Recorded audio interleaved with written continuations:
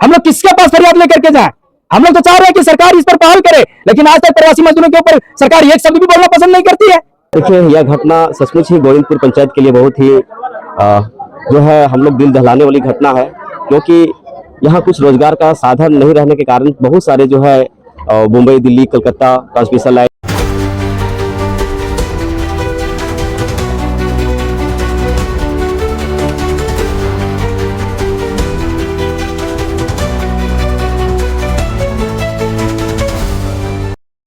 आज की बड़ी खबर झारखंड के हजारीबाग से, जहां एक बार फिर प्रवासी मजदूर की मौत ने कई सवाल खड़े कर दिए। विष्णुगढ़ से गुजरात तक और फिर वापस आई सिर्फ लाश।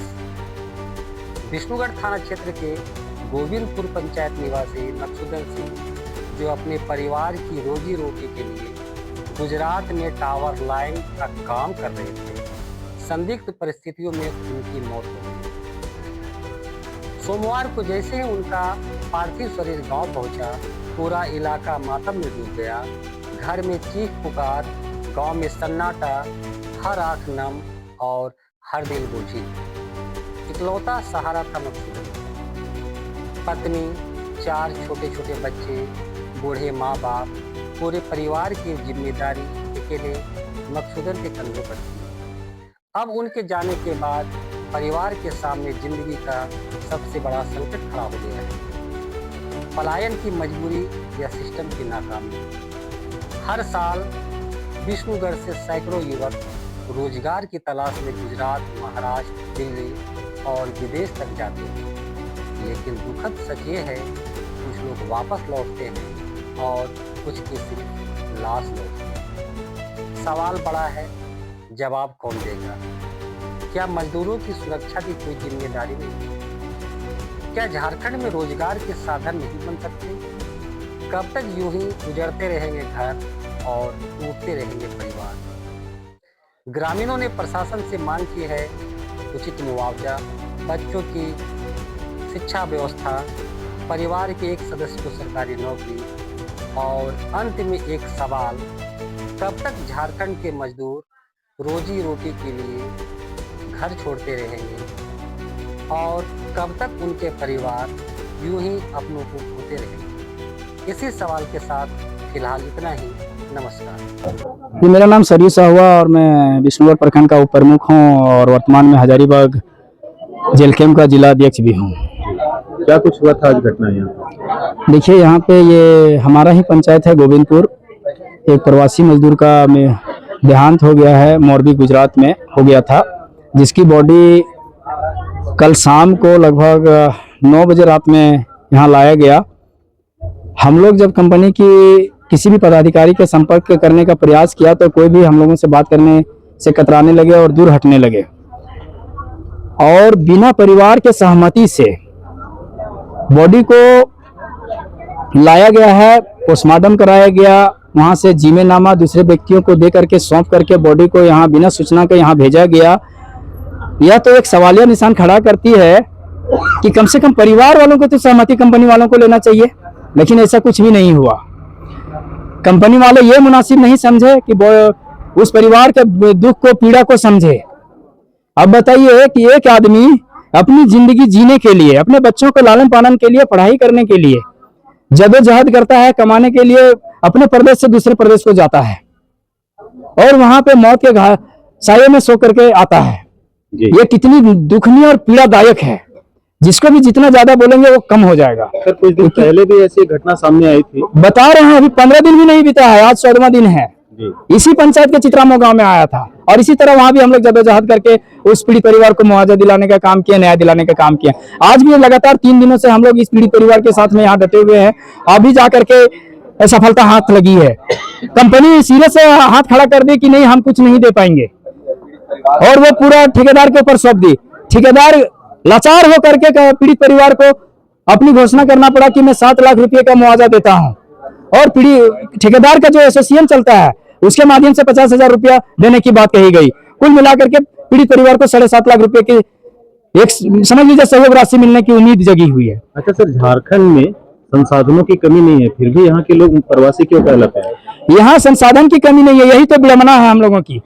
यहाँ की सरकार क्या करती है? हमारा राज्य पूरे भारत देश में 40% खनिज संपदा देने वाली इकलौता राज्य है, फिर भी यहाँ हम दूसरे प्रदेशों में जाके मौत के मुंह में समा जा रहे हैं। आप देखिए इस तरह का एम्बुलेंस में लोग आते हैं, आपको यकीन नहीं होता, आप आइए इधर पीछे से दिखाते हैं कैसे हम लोगों को मौत के मुंह में धकेला जाता है। आप देख सकते हैं कि ये लॉक है, अभी आप देख सकते हैं इस एम्बुलेंस को, यहाँ पे बॉडी यहाँ अंदर रखी हुई है। आप क्या बोल सकते हैं? हम लोग क्या करें? हम लोग मजबूर हैं कि इसी तरह हम लोग एम्बुलेंस को रोकते रहें, इसी तरह लड़ाई लड़ते रहें। सरकार क्या करेगी?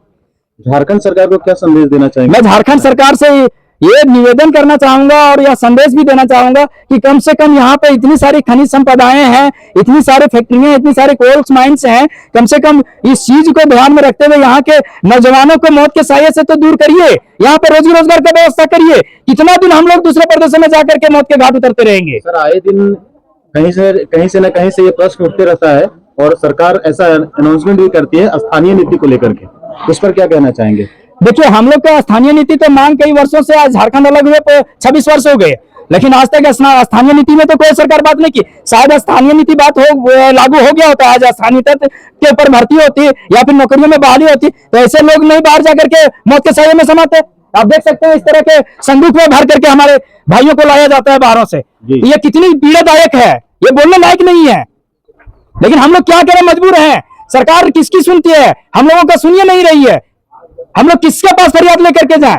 हम लोग तो चाह रहे हैं कि सरकार इस पर पहल करे, लेकिन आज तक प्रवासी मजदूरों के ऊपर सरकार एक शब्द भी बोलना पसंद नहीं करती है। सचमुच ही गोविंदपुर पंचायत के लिए बहुत ही जो है हम लोग दिल दहलाने वाली घटना है, क्योंकि यहाँ कुछ रोजगार का साधन नहीं रहने के कारण बहुत सारे जो है मुंबई, दिल्ली, कलकत्ता ट्रांसमिशन लाइन या फॉरेन लोग जाते हैं, और जाते हैं तो जाने के क्रम में कुछ जो है ये सब घटना हमेशा खास करके विष्णुगढ़ प्रखंड में बहुत ज्यादा होते आ रहा है। बहुत हम लोग अथक प्रयास करने के पश्चात जो है ठेकेदार महोदय के द्वारा 7 लाख रुपये जो है मुआवजे का ऐलान दिया गया। 50,000 एसोसिएशन जो चलाते हैं वो लोग, ठेकेदार का एक एसोसिएशन चलता है, उसके द्वारा जो है मदद के रूप में देने का वो लोग इकरार किए। उसके बाद जो है ठेकेदार को दबाव देने के बाद बहुत सारा हम लोग दबाव दिए, या फिर उसका एसोसिएशन लोग के द्वारा जो है दबाव दिए, और दबाव देने के पश्चात भी जो है कंपनी के द्वारा उन लोग बता दे रहे हैं, आश्वासन हम लोगों को दिए हैं कि 2.5 से 3 लाख जो है मुआवजा दिलवाने का हम लोग काम करेंगे। कहीं ना कहीं हम लोग को जो है गोविंदपुर के द्वारा सभी लोग के प्रयास से जो है यह राशि जो है दिलाने का वो जो है सो काम चला है। यहाँ कुछ दिन के जो पहले आया था ना, वो क्या था कि चित्रामू के जो हमारी पंचायत की जो घटना है वो क्या है कि ड्यूटी क्रम में ही जो उसका देहांत हुआ था, इसके वजह से जो है वो मुआवजा की राशि जो है काफी जो है वो ज्यादा था, लेकिन थोड़ा सा ये जो है ड्यूटी व्यवहार में नहीं रहने के कारण से जहाँ के लोग बताए वहाँ तो उस पे जो है सो ये मुआवजा ठेकेदार पर जो है देख करके हम लोग उसको करवाए हैं। कब तक तो ये ठेकेदार के द्वारा जो मुआवजा बताया गया इस परिवार को कब तक मिलने का उम्मीद है? सर, अभी 1 लाख रुपया तो नगद जो है सो हम लोगों के द्वारा हम लोग के समक्ष जो है सो ट्रांसफर कर दिया गया है, मिल गया पैसा मिल गया। बाकी शेष जो है 6 लाख रुपये जो है वो 6 महीना के अंदर में 3 किस्तों में देने का इकरार किया, जिसका बायजब्त है उसका हम लोग पेपर भी बनवाए हुए हैं। अच्छा, परिवार को मतलब भरोसा है कि पैसा मिल जाएगा? 100% भरोसा है, और ठेकेदार से हमें उससे ज्यादा ठेकेदार पर हमें फिर भरोसा है कि वो आप उसके साथ में विश्वासघात नहीं करेंगे, क्योंकि जो है वो आप ठेकेदार हमारे गांव का है। और वो आए दिन प्रवासी मजदूर ऐसे एम्बुलेंस में लाए जाते हैं, तो सरकार से कुछ निवेदन करना चाहेंगे, सरकार को बताना चाहेंगे?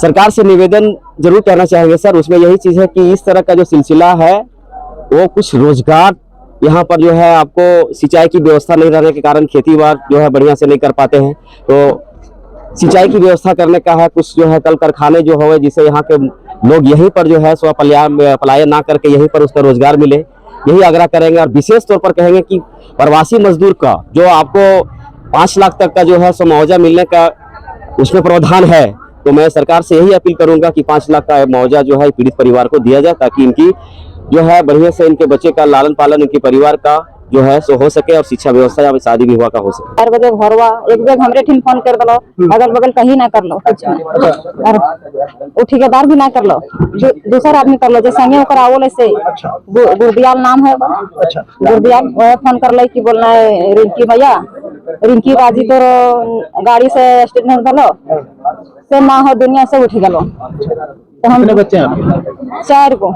4 बच्चे हैं। हाँ 4 गो है, ये बड़ी है, ये दोनों है, ये है, ये बड़ी बेटी है, ये बेटा है।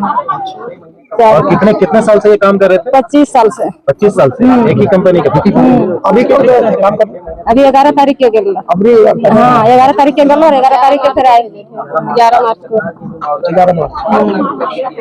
11 मार्च को यहाँ से गए थे काम करने। जाने नहीं खोज रहे ना। अच्छा, तो फिर जबरदस्ती ही लेके ठेकेदार जबरदस्ती लेके गया, गलत बोल रहे थे हम नहीं जाएंगे, जबरदस्ती आके लेके गया है। चल तो जबरदस्ती लेके गया। लाइन में काम कर रहे हाँ थे। टावर लेने। अच्छा, गुजरात में। गुजरात में टावर लेने, गुजरात में नहीं, कहाँ कहीं भी लेके जाते थे।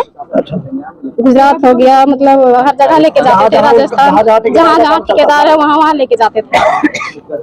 तो ठेकेदार के द्वारा क्या आश्वासन दिया गया? ठेकेदार कुछ बोला है? ना कुछ तो नहीं बोले, अभी कुछ तक सूचना नहीं दिए, कुछ ना बोल रहे, कहियो कुछ ना बोल रहे। का ले लेके भाई आदमी लेके पूरा सबके सरपंच कंपनी या ठेकेदार के द्वारा कुछ मुआवजा आप लोगों को दिया गया है? कुछ नहीं, कुछ भी मुआवजा जैसे अभी मिला ना, अभी बात बोलो सभी मिला है, और तकर बाद कुछ ना दे, कंपनी कुछ ना मिला। तो कंपनी कुछ भी नहीं दिया है? ना। कंपनी का नाम पता है? कौन सी कंपनी? टाटा टाटा कंपनी।